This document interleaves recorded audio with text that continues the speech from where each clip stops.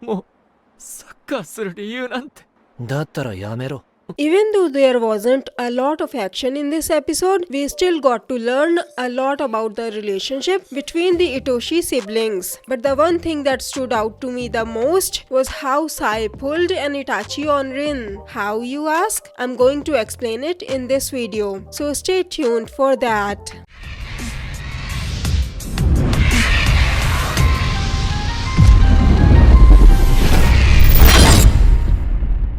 Greetings Anime Thrones fans. Like I discussed in my Bluelock episode 8 review video, in the previous episode, the first half ended with Bluelock protecting their lead and stopping the under 20 team from equalizing the score. As for the brothers' duel, Sae won the first round, so their personal score is Sae 1, Rin 0. Before we get to how Sae pulled an Itachi on Rin, it's important to understand their past first, as their past is a little teeny tiny bit similar to Sasuke and Itachi. By the way, I was surprised by how realistic their past relationship seemed. Rin, just like Sasuke or any other normal younger sibling, not only used to admire Sae but also tried to copy him. Sae, just like Itachi, was also a genius. But unlike Itachi, it turns out Sae has always been a sore loser. So when Sae doesn't get good luck on his ice cream stick and Rin does, Sae tells him that Rin has used all his luck on the wrong thing and that Sae would use his to become the best striker in the world. When Sae found out that Rin can also play soccer,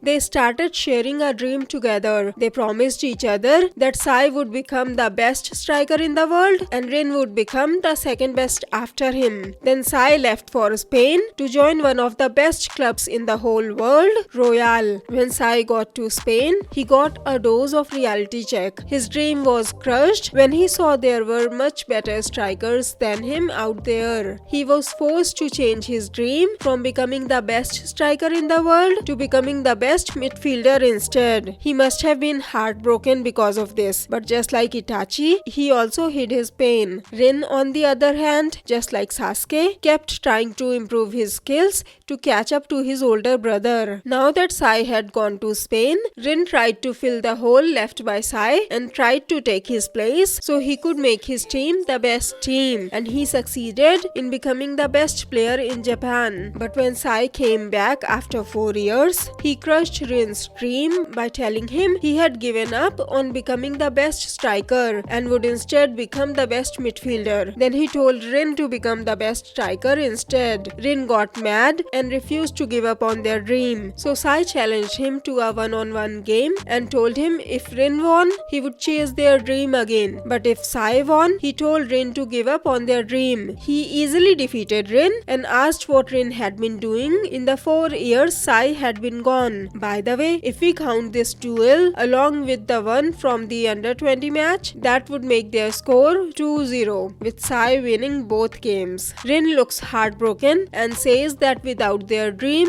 he has got no reason to play soccer anymore. Sae gets mad and tells Rin to quit then and to not use Sae as an excuse to play soccer. He says Rin is only a nuisance to him and has no value in his life, and he doesn't need Rin in his life anymore. Now I know his words might seem cruel, especially to Rin, who has been working so hard for the past 4 years to become Sae's replacement, but I think that's exactly the reason why Sae had said it. And even though his words had been cruel, I think just like Itachi, his intentions had been much kinder. Just like Sasuke, Rin had also admired his older brother, who he thought was kind and perfect when he was young. Both Sasuke and Rin wanted to be like their older brothers and trained really hard to achieve their goals. Up until this day, Rin has only been playing soccer because of Sae. He had no desire of his own. But if he plays this way, despite having tremendous potentials, his skills will only be able to reach Sae's level. If he will not aim higher, Rin would never be able to surpass Sae. When he was a kid, Sae used to have the striker's ego that ego loves to talk about so much. But ever since he got back, it feels like he has lost that ego. But Rin still has it. So when Rin told Sae that without him, he had no reason to play soccer anymore, Sae knew he had to do do something to motivate Rin enough that Rin would want to continue playing soccer and to keep heading towards his goal of becoming the best striker in the world, even if Sae wasn't a striker anymore. I think he knows Rin has the potential to actually do it, and that's why